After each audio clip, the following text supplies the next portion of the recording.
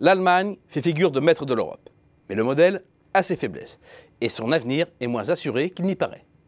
Côté pile, l'euphorie conjoncturelle peut se résumer en 4 graphiques. Celui de la croissance, elle est forte, proche de 2%, voire supérieure, et les perspectives pour 2018 sont excellentes. Il faut ajouter celui de la montagne des excédents courants, le marqueur de la superpuissance allemande à l'extérieur. Il représente désormais entre 7 et 8% du PIB. Aucune grande économie ne fait mieux. Autre excédent, celui des finances publiques, avec de nouveau un solde positif qui se profile pour 2018, le 5e à la suite, record historique. Et pour finir, un taux de chômage au plancher comme témoin d'un marché du travail qui tourne à plein régime. Côté face, en revanche, des faiblesses structurelles. Elles sont économiques, sociales et politiques. Dans la crise, l'efficacité de l'économie allemande a été écornée, comme le montre le très net ralentissement de la croissance de la productivité globale des facteurs, passé de 1% sur la période 2001-2007 à 0,3% sur la période suivante.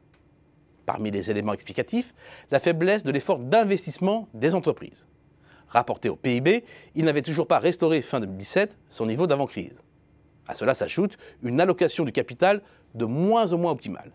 Des ressources en capital qui prennent de plus en plus la direction de l'immobilier et qui alimentent ce qui ressemble de plus en plus à une bulle, avec une envolée des prix de 37% depuis la fin 2010, alors qu'ils n'avaient quasiment pas bougé depuis le début des années 2000, contrairement au reste de l'Europe.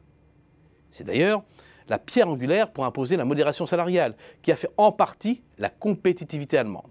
Grâce à des prix bas, le coût du logement ne grevait pas trop le budget des ménages. C'est de moins en moins vérifié et on comprend mieux certaines revendications salariales. La faiblesse des taux d'intérêt n'a pas en outre que des répercussions sur l'immobilier, mais aussi sur le maintien en vie artificiel d'entreprises zombies, c'est-à-dire selon la définition de l'OCDE, d'entreprises de plus de 10 ans dont les bénéfices ne permettent pas de couvrir les frais financiers sur 3 années consécutives.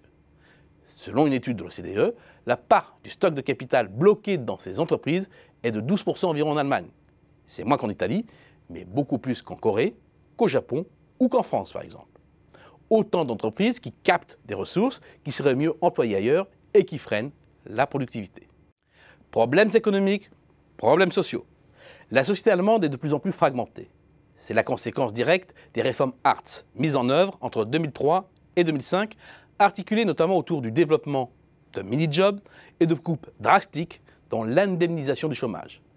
Revers de la médaille de la formidable amélioration du marché du travail, 1. La montée du taux de risque de pauvreté des personnes en emploi. Alors qu'il fluctuait autour de 4% au début des années 2000, il a été en moyenne de 9,7% entre 2014 et 2016.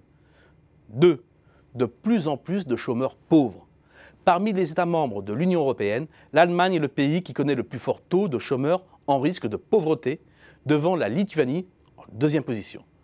La moyenne de la zone euro est beaucoup plus basse, sans parler de la France ou de la Finlande, qui ferment la marche avec 37,3%.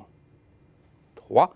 La montée du nombre de personnes cumulant 2 emplois pour faire face au risque de pauvreté. Plus de 2,2 millions d'Allemands ont un double emploi. C'est près de 2 fois plus qu'en France. Problème politique enfin. Face à la montée des mécontentements et une société coupée en deux, les partis traditionnels cèdent beaucoup de terrain, laissant un espace aux partis populistes. L'AfD, parti anti-européen, anti-immigration et d'extrême droite, a fait une percée lors des dernières élections législatives, alors que l'on pensait le pays immunisé contre le nationalisme en raison de son histoire.